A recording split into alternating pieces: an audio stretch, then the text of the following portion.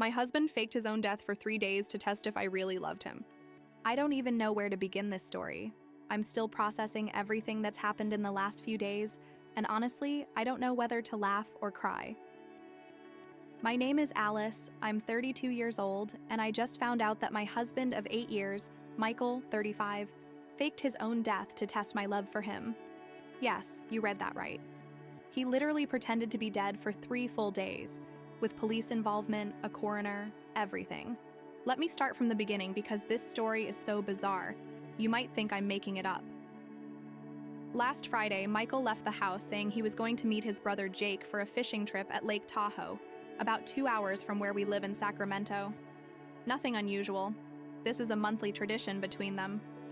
Michael kissed my forehead, told me he loved me, and said he'd be back Sunday night.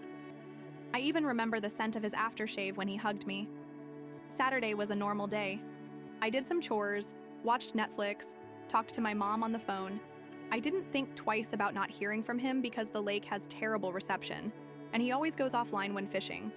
It's like a digital detox for him. Sunday morning, around 10 a.m., I got a call from an unknown number. It was the El Dorado County Sheriff. My blood ran cold. The man on the line informed me there had been a terrible accident at the lake. A sudden storm had capsized their boat. Jake had managed to swim to shore, but Michael had disappeared in the turbulent water. They had been searching for the body for hours. I collapsed, literally fell to the kitchen floor, sobbing in a way I didn't know was possible. The coffee cup I had been holding shattered on the floor, and I didn't even notice the shards cutting my hand. Jake came home 2 hours later, soaked and in shock, saying he tried to save Michael, but the current was too strong. He was devastated, blaming himself, saying he should have swum faster. The next hours were a blur. I called Michael's parents, my family, his workplace. Everyone was in shock. His mother, Dorothy, came over screaming and crying in a way I've never seen before. His father, Robert, a 65-year-old construction worker and the embodiment of stoic masculinity, cried like a child. For 3 days, our house turned into a preemptive funeral.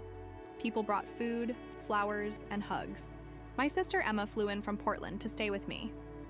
Michael's co-workers from the accounting firm he worked at for 12 years collected money to help with funeral expenses. The church where we got married offered to host the memorial service for free. I could barely eat or sleep. I drank so much coffee that my hands constantly shook. I stared at our wedding photos, at pictures from our Hawaii vacation last year, at the one of him holding our dog Max the day we adopted him. Every memory felt like a knife to the heart. The cruelest part was that during those 3 days, I kept thinking about all the silly arguments we'd had recently. Michael had been acting strange for weeks, distant, asking weird questions about our relationship. Things like, would you be okay without me? Or, do you really love me, or are we just comfortable? At the time, I thought it was just stress or an early midlife crisis. Now, in hindsight, I realize he was planning this madness for a while.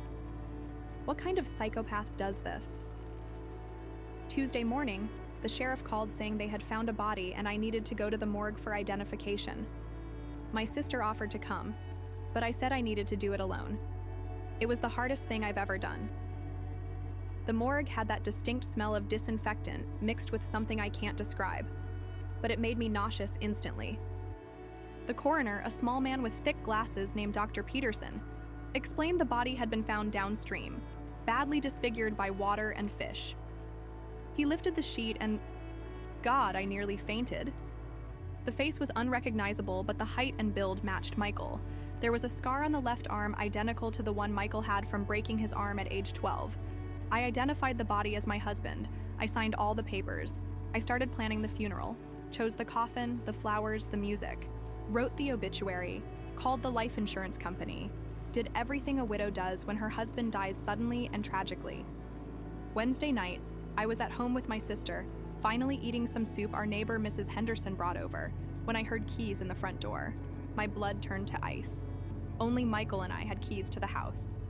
The door opened, and there he was, Michael, my supposedly dead husband, alive, nervously smiling and holding a bouquet of red roses like he was returning from a normal business trip. Emma screamed so loud I'm sure the neighbors heard. I froze, staring at the man I had just identified as dead 24 hours earlier. For a moment, I thought I was having a mental breakdown or seeing a ghost. Michael tried to hug me, saying, "Surprise, love. I missed you so much," but I shoved him so hard he stumbled into the couch. I screamed, a mixture of relief, rage, confusion, and pure adrenaline. I screamed until my throat went raw. Then he told me the truth, and I swear every word made me hate him a little more. Apparently, Michael had been planning this for months. He had found a homeless man who had died of an overdose on a street in San Francisco, someone with no family or friends to claim the body. Michael had, and here's where it gets really disturbing, stored the body in a rented freezer under a fake name.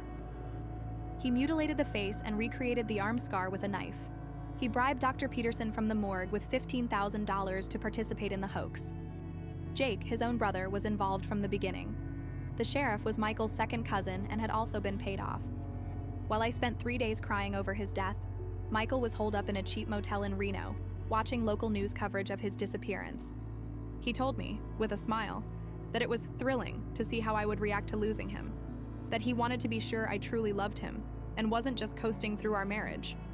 The most infuriating part? He had secretly recorded my phone calls during those days, like when I called my best friend crying, saying how guilty I felt about our silly arguments and how I'd give anything for one more day with him. He kept those recordings as proof of my love. He also used $20,000 from our joint savings, money we were saving for a down payment on a new house, to finance this twisted operation. The freezer rental, the bribes, the motel, all paid from our account. Emma, still in shock, immediately called the police. Within an hour, real officers swarmed our house. Michael was arrested on multiple charges: insurance fraud, he'd filed a claim, obstruction of justice, abuse of a corpse, bribery of public officials, and more I couldn't even process. In the last 2 days since his arrest, I've uncovered things about Michael that make me wonder if I ever really knew him. I found a journal hidden in the attic where he detailed his obsession with testing my loyalty. There were entries from years ago describing small tests he ran without me knowing, like leaving his wallet at home to see if I'd call him at work worried, or pretending to be sick to see if I'd cancel plans with friends. He even created fake social media profiles to try and seduce me online, to see if I'd cheat. The most disturbing entry was from 6 months ago. Alice passed the wallet test and the sickness test, but I need something bigger, something final. If she really loves me, she'll be devastated if I die. I'll find out once and for all. I'm now in the process of filing for divorce and considering suing Michael for emotional damages. My lawyer says I have a solid case. After 3 sessions with a psychologist, I've been diagnosed with PTSD.